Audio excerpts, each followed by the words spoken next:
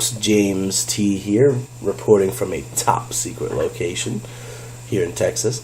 A lot of folks have asked me specifically what weapon I would want if there were to ever be a zombie apocalypse.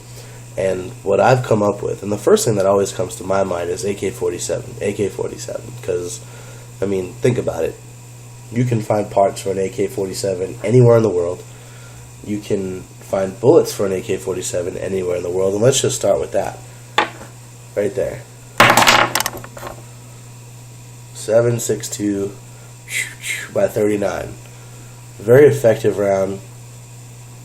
It's got a good diameter, a lot bigger than your 223, which is basically just a big old 22 if you really think about it.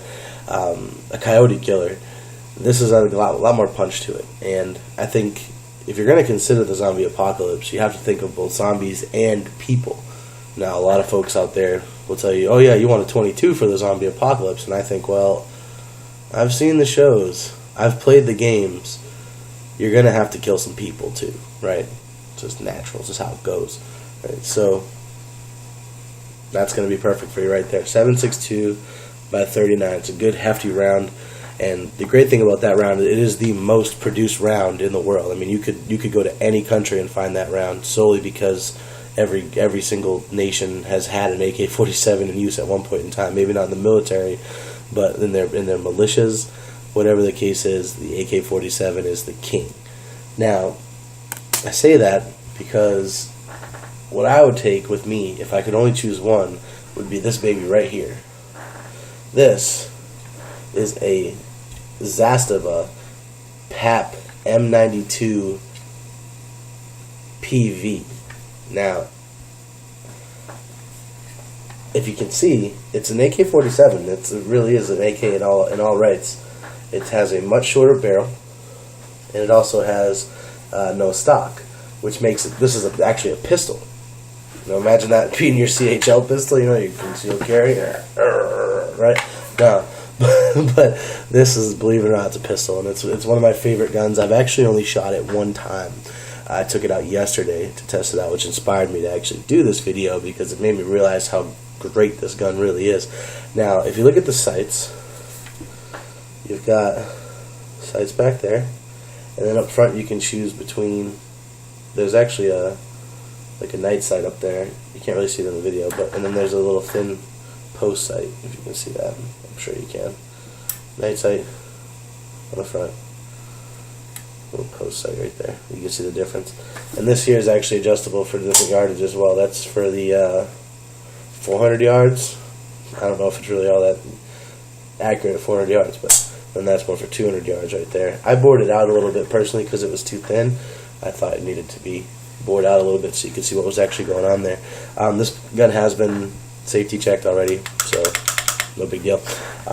But like I was saying here, right now it's got a plastic Tapco mag in there. I got these mags for like $8 a piece from thecountryshed.com. They do them for like $40 now after the craziness, but I was able to grab a bunch of them, and these literally are great magazines. A lot of people don't like polymer, but you'll never see this sucker rust, and the worst thing you'll ever have to do is replace a spring. So that I keep a lot of these on hand. A few other ones that I have a lot of is this one here. This is the Romanian Surplus magazine. People love these. They're super durable. I don't think you could find a stronger magazine than this one here. And it's made of steel, and you could usually get these about $10-15 too. But since Sandy Hook, basically, you have a hard time with that. But fits in the gun pretty well. The Romanian magazines have more wobble than any other. If you can see here, slide racks pretty well. This doesn't have a slide catch on it, to where when you're out of ammo, it'll catch the slide. That's where it brings me to the third mag. This is the one that comes with it. This is the Zastava magazine that comes with it in the box. It comes with two. This one here, when you run out of ammo, it lets you know. See, slide stops there. Yeah. That's effective because, you know, if you were out of ammo and you didn't know it, well, you'd want to change mags. And that's why I do keep a whole lot of these mags. They have 30 round capacity just like any other AK. That's another really great thing about it. doesn't take much to find these things. They're everywhere. It also doesn't take much to fill them. The other interesting thing about this here is a little different from most actual AKs. Sorry, let me get my grip here. There we go. Is this. Most times dust cover comes right off. This is actually on a hinge, and that hinge holds a pin right here that actually allows you to take the dust cover off. So it's not the dust cover, the gas tube cover, but you got to take all this out first. So I'm actually going to do that to show you something here. Just like a normal AK-47, spring, bolt carrier group, and this is the bolt, obviously. This bolt is interchangeable with any other AK, which is great because, as you can see, you've got your firing pin right there. If that was to break, it is a pain in the butt to knock these little pins out. See that pin right there? And this little pin right here? You'll see the little hole. See the little hole? It's a pain in the butt to knock those out and try to replace a firing pin when you could just find a whole new bolt pulled out of an AK. I have a hard time believing there'd ever be a junk AK out there somewhere. But if you did, you could take that right out and put it right in here. So I'll put that right back in the carrier group. And that is it. That's pretty simple, right? That's another great thing. And another reason why this is the gun, or an AK at least, because they don't require much. There's like 5 main pieces and you're done. But like I was saying with the gas tube here, this locks a pin that allows you to pull your gas tube out. Nice and clean, right? And the gas tube obviously gets assembled back on like this. And when you put this back down, that little baby pin comes back out. It's right there if you can see it. That little baby pin comes back out, and then you're able to reassemble again. Now, same trigger mechanism. Everything's all the same. No different from an AK-47. Wonderful, wonderful gun. Okay, so putting these back together. Some people think it's tricky. I really don't. All you do is just make sure the bolt's straight up like that. You can see how you kind of get that piece coming down. But it's all the way forward in the group. Put it in the gas tube.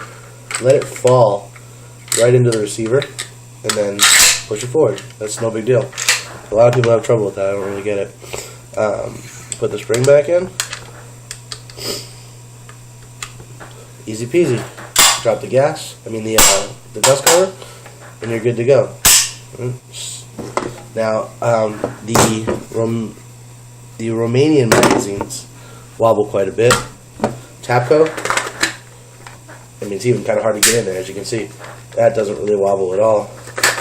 And of course, the Zastava magazines that come with it. Some would call them the Polish magazines. No wobble at all either. Great gun overall. Now, one thing I want to touch on, and I know a lot of folks already know quite a bit about this. It's just the idea, that, there we go, these guns are absolutely bulletproof. It's kind of funny to say about a gun, right? You could run, I could only imagine tens of thousands of rounds through this before it would ever really need a cleaning, and that's due to the loose tolerances of these guns. Now, this is a little bit tighter than your average AK. I think for its size, it kind of has to be, but it's I could run 5,000 rounds through this thing and not see a problem, and if not way more. If anyone cares to speculate on that, by all means. Well, that's my short little review here. This is definitely what I would take to the apocalypse. It's concealable to an extent. It's really lightweight at just under 8 pounds. And it's just strictly reliable. And even more so, if you shoot this thing at night, it shoots like 6-foot fireballs out of the front, and that right there is enough to make anybody go, oh yeah, maybe I'm not gonna mess with that guy tonight. Right? So once again, this is the Serbian Pap M92, also known as the Polish M92pv, that was made in Zastava, Serbia. And if you can get your hands on one of these nowadays, I would totally recommend it. Signing out.